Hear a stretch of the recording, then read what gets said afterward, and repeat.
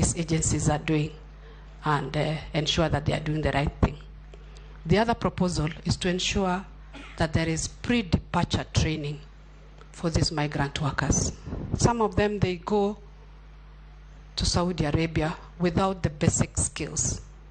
They don't have the language, so once they reach there, they're not able to speak in English, so they're not able to communicate with the Saudis.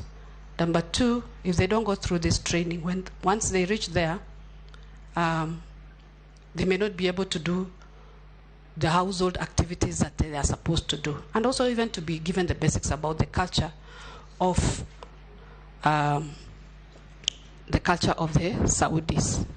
So my thoughts are, we have a mandatory pre-departure training and ensure that no Kenyan domestic worker goes out without that training to go and work in that country. Point of intervention, Honorable Chair.